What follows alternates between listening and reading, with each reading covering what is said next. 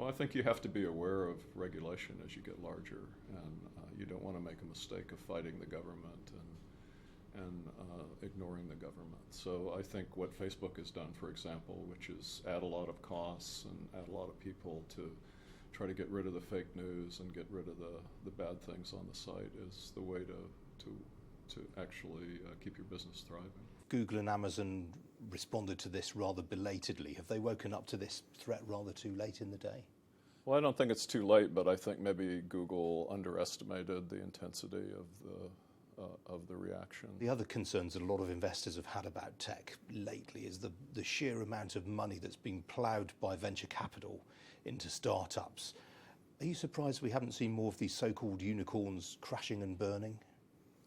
Well, I think they're still living in this world where there's too much capital and people willing to pay higher valuations for the next round. Nasdaq's hit a number of record highs this year. At what point do we start to worry whether valuations are justified?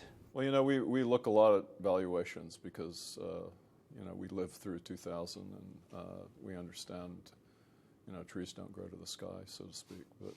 But I think that valuations are still quite reasonable in tech. Tech as a universe sells just a little bit over, I think, about a 3% premium to the market multiple. So we can talk about overall valuations. Maybe they're a little bit high depending on your interest rate scenario, but tech relative to the rest of the market is still pretty reasonable. Starting to see M&A across the sector. We've just had this bid for Qualcomm from Broadcom. What did you make of that? I mean, it's a stupendous sum of money, $106 billion. Well, it's, I guess if your stock goes low enough, then no number's big enough. No number's too big. There's plenty of money around if you can make the economics work. You think there'll be more M&A in the tech sector?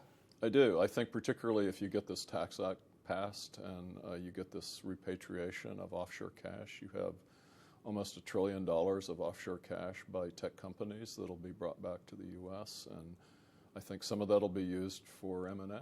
3/4 of your portfolio is in US tech stocks. What do you see? What are the stories from elsewhere around the world that catch your eye? Well, we're big fans of some of the Asia tech companies. We have a position in Samsung, Alibaba, Tencent. We think those are really great companies that are undervalued. Nothing in Europe?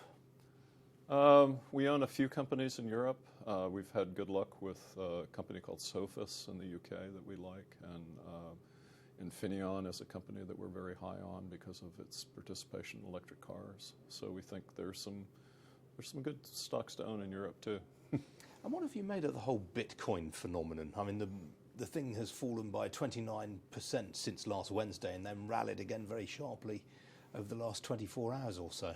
I honestly, and I don't know what to make of Bitcoin.